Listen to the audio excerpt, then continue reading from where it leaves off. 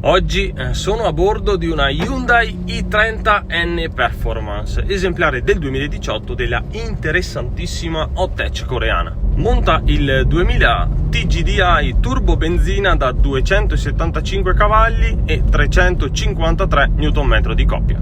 0 a 100 chiuso in 6.1 secondi con una velocità massima pari a 250 km/h. Il peso in ordine di marcia si attesta sui 1430 kg, sempre un dato che mi fa storcere il naso. Le sportive moderne pesano sempre un botto, con consumi dichiarati di 14 km/l nella guida extraurbana che scendono a 8 km/l quando si corre.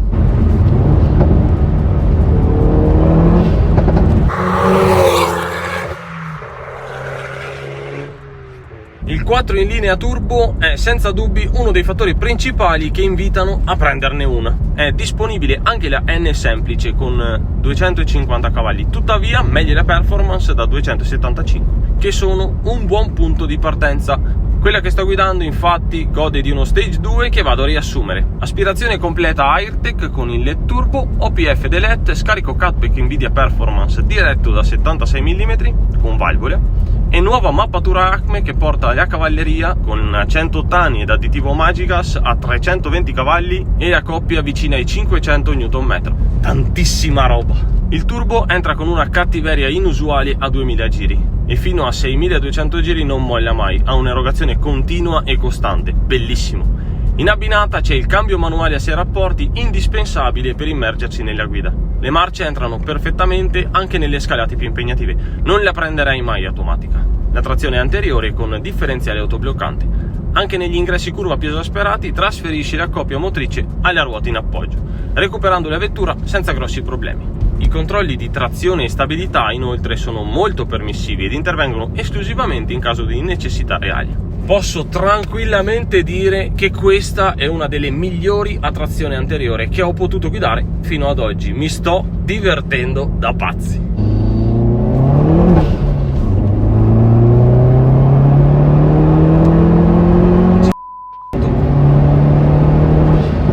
Ne ha sempre. Madonna de Dio.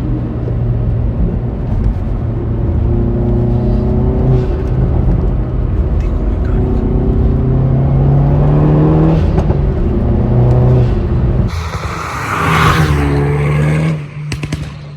La Hyundai i30N esordisce come versione ad alte prestazioni della terza generazione della segmento C coreana. Presentata nel 2017 dal neonato reparto sportivo contraddistinto dalla lettera N, che richiama la città di Namyang dove ha sede il costruttore ed il Nürburgring dove il centro sviluppo l'ha collaudata. Ha avuto un ruolo fondamentale come apripista per i futuri modelli sportivi del marchio. Come detto in precedenza, la versione N d'accesso prevedeva 250 cavalli come taglio di potenza, saliti a 275 con la Performance, sino ad arrivare a 280 della versione facelift del 2020, con cambio DCT a 8 rapporti a bagno d'olio, opzionali, e 396 Nm, a sottolineare i margini di miglioramento enormi di questa bellissima compatta. Gode inoltre del sistema Launch Control, del Rev Matching, ovvero la doppietta elettronica, e di 5 modalità di guida, che la rendono via via sempre più aggressiva, modificando le tarature di motore, sterzo,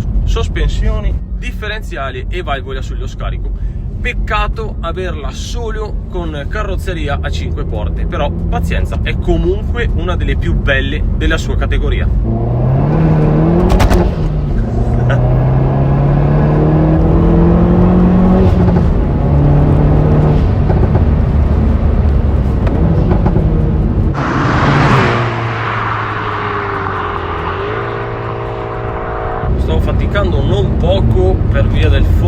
stradale leggermente bagnato.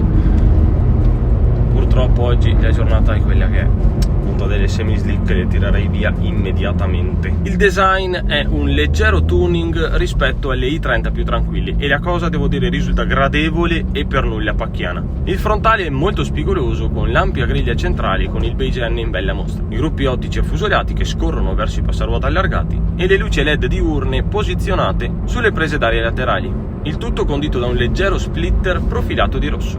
Lateralmente è molto sobria, con le sole minigonne a segnalare la sportività del modello. Al posteriore viene ripreso il rosso sul diffusore, dettaglio sempre racing che ritroviamo sulle pinze freno, in perfetta armonia con il performance blu della carrozzeria, uno dei 7 colori disponibili e secondo me pure il più bello e particolare. Azzeccato nelle dimensioni lo spoiler sul tetto ad incorniciare il piccolo lunotto.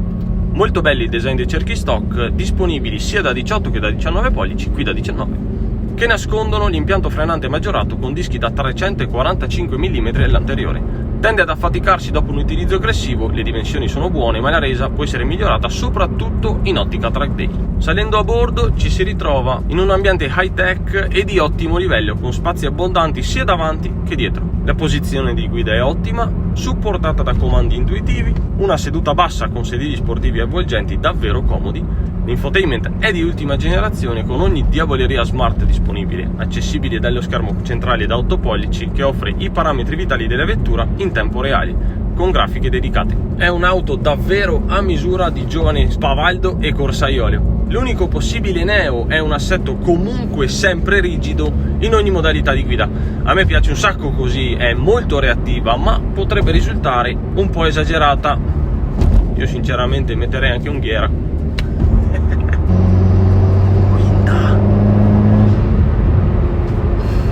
Che bellezza, che bellezza!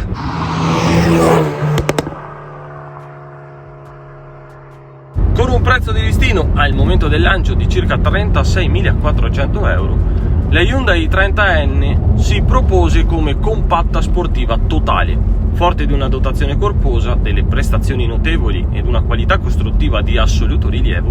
Visti e considerati i risultati del marchio coreano nel mondiale rally, tutto si può dire tranne che non faccia gola. Se si bada più al succo che all'apparenza, perché sì, Hyundai non è esattamente nell'orbita dei marchi fighi o premium come si suol dire, risulta una vettura eccellente. Se diamo uno sguardo all'usato si possono trovare molte offerte che in base a chilometraggio, allestimento ed anno di immatricolazione vanno dai 25.000 ai 40.000 euro. C'è di tutto e di più per ogni tasca. Per la facelift con cambio DCT invece occorrono 41.400 euro. Non proprio pochissimi. Su queste cifre cominciano già a farsi avanti delle sportive più prestanti.